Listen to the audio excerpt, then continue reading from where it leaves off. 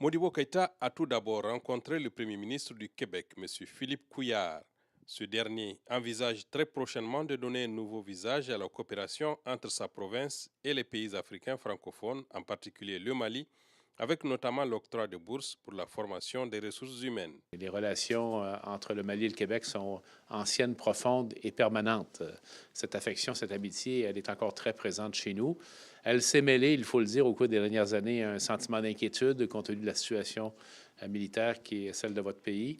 On est content, je suis content que notre pays, le Canada, s'implique activement dans cette situation qui est très importante pour le continent africain, pour la francophonie également, parce que ce qui nous unit, c'est l'appartenance à l'organisation de la francophonie. On a parlé de plusieurs sujets reliés, bien sûr, à la situation économique, à la nécessité de poursuivre notre collaboration, notamment dans la formation. Vous savez qu'il y a des jeunes Maliens qui encore viennent chaque année étudier chez nous. On veut poursuivre ça et, si possible, augmenter cet accueil-là parce qu'il est clair que l'avenir de votre pays, Monsieur le Premier ministre, repose dans la jeunesse et dans la formation qu'on pourra leur donner pour amener le pays plus loin. Et on veut assurer le peuple malien de notre solidarité, de notre amitié, qui va s'exprimer particulièrement dans les moments difficiles que le pays traverse. Mais on est certain qu'avec le leadership du gouvernement, le dynamisme de la population, on pourra passer à travers ces difficultés avec l'aide de la communauté internationale, dont le Canada, bien sûr. Ces promesses du premier responsable de la belle province sont bien appréciées par son hôte du jour. Nous sommes particulièrement heureux d'être ici et cette rencontre avec M. le Premier ministre du Québec a été une révélation et très agréable pour nous pour passer en revue nos préoccupations et nous réjouir de la qualité de notre coopération et ouvrir de nouvelles perspectives dans le sens de la valorisation des ressources humaines par la formation, par la santé, par tout l'emploi des jeunes, puisque la formation des ressources humaines, nous avons estimé qu'elle était importante. Et le Québec, sur ce plan-là, a déjà fourni de gros efforts.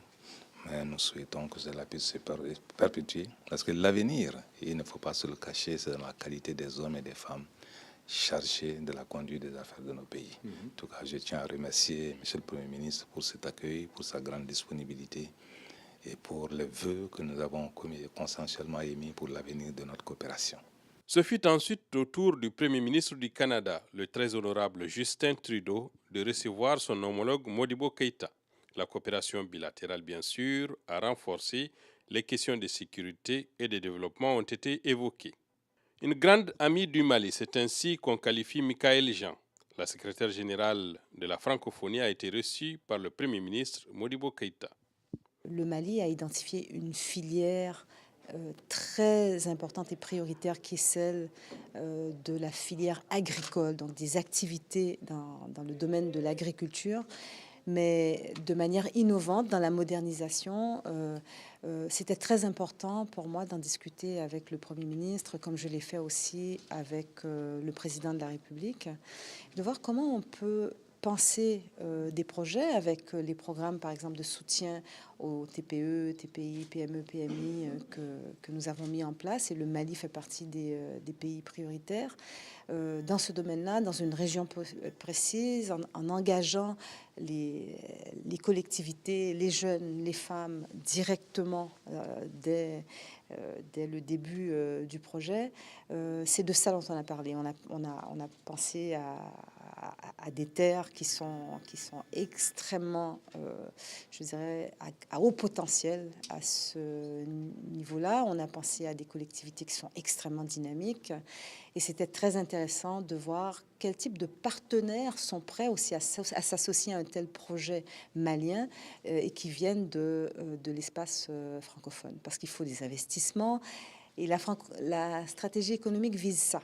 Créer des passerelles, créer des partenariats, trouver des capitaux pour pouvoir impulser des projets qui ont un impact direct pour la population. Enfin, pour clore cette journée d'audience, le Premier ministre a été reçu par le maire de la ville de Montréal. M. Denis Coderre connaît bien le Mali car sa ville entretient des relations d'amitié et de coopération avec la ville de Bamako. Il envisage de poursuivre et surtout d'étendre cette coopération avec tout le Mali. Le fait de recevoir le Premier ministre, pour nous, c'est un honneur. Ça démontre à quel point, tant au niveau des gouvernements internationaux, les nationaux que les gouvernements locaux, on travaille ensemble.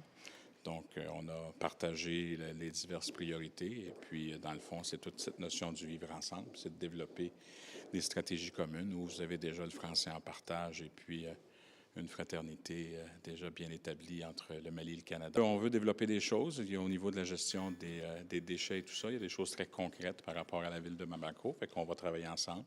J'ai proposé quelques pistes de solutions au premier ministre et puis je pense qu'on est capable de travailler tant du côté du gouvernement du Canada que la ville de Montréal, tant au niveau de l'aide technique, mais il y a des projets qu'on pourra développer ensemble sur cette notion de vivre ensemble. Le Premier ministre Modibo Keïta aura d'autres entretiens au cours de son séjour, notamment avec les Maliens établis au Canada.